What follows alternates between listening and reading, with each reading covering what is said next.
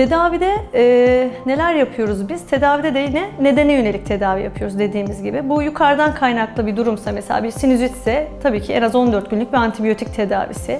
Geniz akıntısıysa burnu açma, dekonjestan ya da ağızdan antihistaminik tedavileri verebiliyoruz. Onun dışında hava yolları direncine neden olan reaktif hava yolu, astım gibi ya da bronşiyolit gibi durumlarda hava yolunu rahatlatıcı bronkodilatatör tedaviler, havalar, nebul tedavileri verebiliyoruz. Yine alerjik çocuklarda dönemsel alerji tedavilerini düzenleyebiliyoruz. Ve bunun nedeni kimi zaman psikojenik bir öksürük bile olabiliyor. Özellikle bazen geceleri ya da uykuda azalıp oyun sırasında çocuğun öksürmeyip gündüzleri bilerek şiddetli öksürüklerle gelmesi bize bazen psikojenik öksürüğü bile düşündürebiliyor. Bunun da terapisi mesela psikojenik olabiliyor. Reflüde yine antiasit ilaçlar kullanabiliyoruz. Yatış pozisyonu değiştirebiliyoruz çocuğun. Beslenme alışkanlıklarını değiştirebiliyoruz. Yani gördüğünüz gibi her nedene yönelik tedavimiz değişmekte. Hani sadece bir şurup tedavisi yok. Hem çocuğun eğer bir alerjisi varsa alerjenle temasını kesmemiz gerekiyor. Gerekirse alerji testleri uygulamamız gerekiyor. Çünkü alerjenle temasını kesmediğiniz sürece astımlı ya da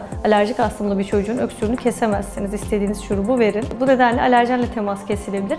Önceliğimiz çocuğun rahat nefes alacağı temiz bir hava ortamı sunmak. Bu da odasındaki birçok düzenlemelerden geçiyor. Burnunun rahat nefes almasından, burnunu deniz sularıyla, serin fizyolojiklerle açmamızdan geçiyor. Alabileceğimiz basit önlemler ebeveynler olarak bunlar. Ama sonrasında bir şeyler eklendiğinde muhakkak işin uzmanına danışmak gerekiyor, doktora başvurmak gerekiyor.